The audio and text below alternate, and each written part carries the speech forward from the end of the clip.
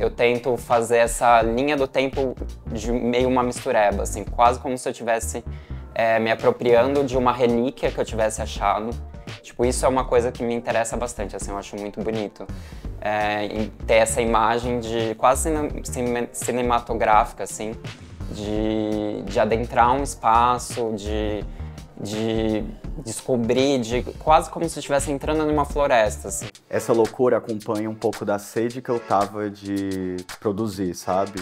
Então eu adoro esse formato de uma produção muito objetiva, sabe? Que veio essa proposta, veio esse convite, então pra mim foi uma chance de eu desenvolver uma série que ela já estava ali dentro de mim e faltava talvez um estímulo extra para eu fazer esse agrupamento de trabalhos e pensar como eles se relacionam e tal. Eu acho que dentro da minha pesquisa eu tento atualmente incluir bastante coisas do universo cotidiano.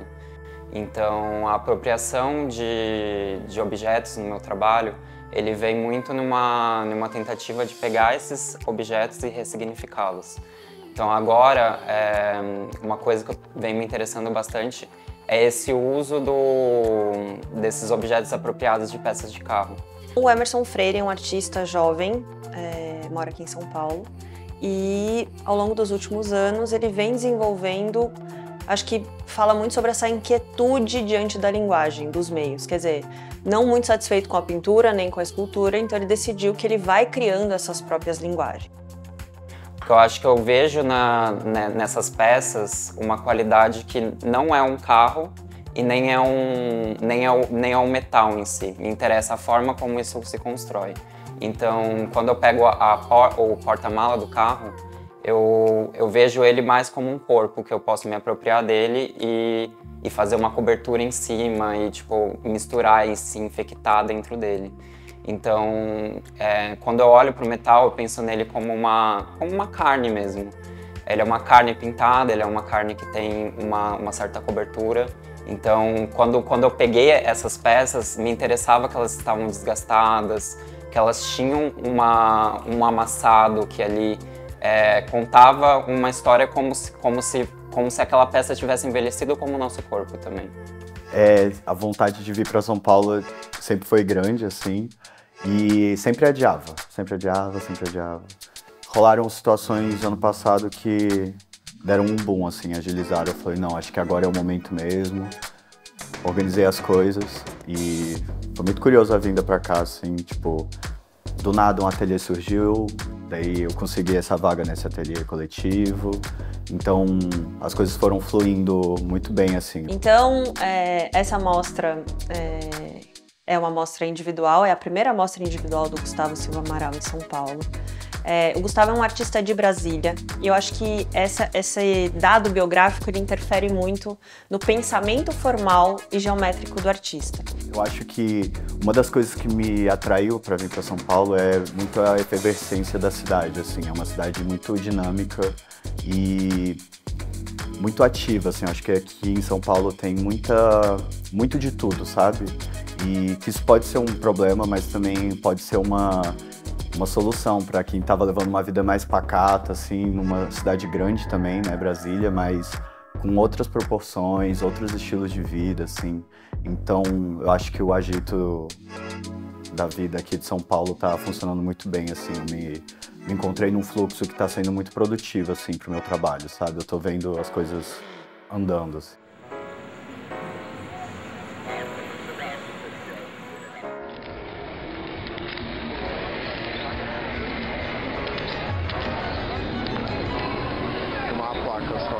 Ai, que uma tão linda ali. Dá pra dar zoom enquanto tá ali que tá gravando? Dá.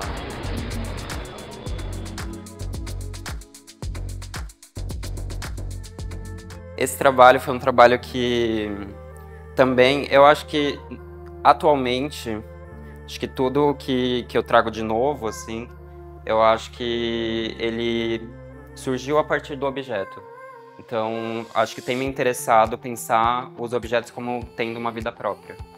Então, não é só um escapamento de um caminhão. Tipo, quando eu estava lá fuçando, pesquisando esses novos trabalhos, me interessou pensar a forma como esse escapamento ele ia me trazer para eu intervir nele.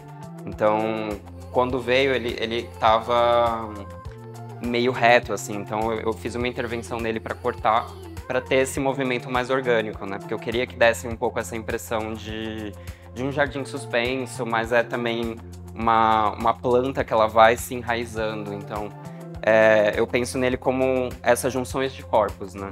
Então, tenho aqui a resina que ela traz uma ideia de costela, né? De osso de vidro, que é meio frágil também, com essa coisa do escapamento, né? Que é tipo um lugar onde entra uma quantidade de fumaça e você joga para fora. Então também funciona como um organismo, né? Só que é um organismo maquinal, né? Então por isso que eu chamei de mecanismo íntimo, porque para mim ele ainda funciona como uma forma, um mecanismo, né?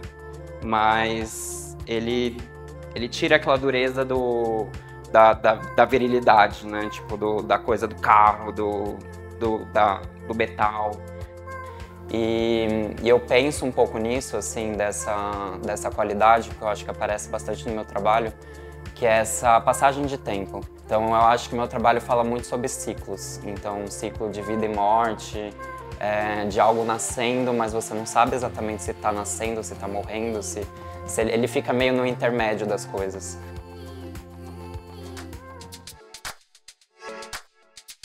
O nome dele é 2 horas e 24 horas antes, mais um após, mais um 24 horas depois. Ele faz alusão ao uso da PrEP por demanda, né? E no final das contas é uma brincadeirinha cromática e espacial, assim. Então eu utilizo das formas e da cor para levar para assuntos que são do meu cotidiano e assuntos que, para além do meu cotidiano, né, que falam de uma vida de um gay, de uma comunidade LGBT, talvez, tem um pouco de quotes, assim, de coisas de notas, assim, esses trabalhos. É quase como eu estivesse querendo criar um dicionário visual para algumas questões poéticas, assim, mais profundas, né?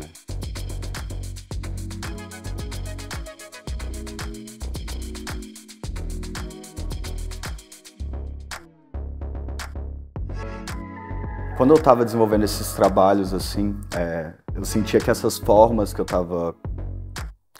as formas que estavam surgindo, assim, tinham uma frieza muito estranha, uma coisa muito racional e controlada, assim, apesar do descontrole da materialidade, sabe, dos acasos.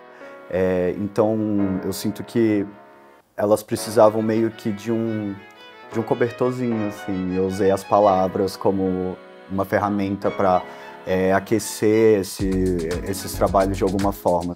Então, eu acho que os títulos das peças são muito importantes também para elas, assim, numa forma de ser uma proposição de leitura, não é uma imposição, sabe, do que isso representa, sabe?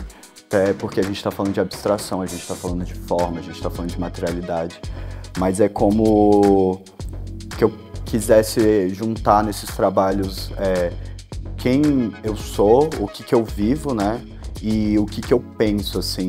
Então, eu acho que essa exposição Bedtime Story tem muito sobre essas pequenas histórias aí que perpassam pela minha vida e sutilezas do cotidiano de uma pessoa queer, sabe? Essas placas maiores, eu sempre começo com a ideia da pintura mesmo, eu começo pela pintura em tela. Então, todos os blocos de cor são tinta óleo sobre tela, e dessas pinturas, quando elas estão prontas, eu começo a criar essas composições. Então, nas telas, eu começo a fazer uma amarração com umas estruturas metálicas, que é bem no esquema de construção de concreto armado, assim, e que traz muito uma relação também com o meu letramento visual, assim, estético, né? Porque eu sou de Brasília, E eu fui educado criado na maquete, assim, né? Então, minhas referências são muito de um modernismo, de um movimento muito forte, assim, no Brasil. E gosto muito dessa relação que você pode criar com a forma e com a cor, né? E com a materialidade, assim.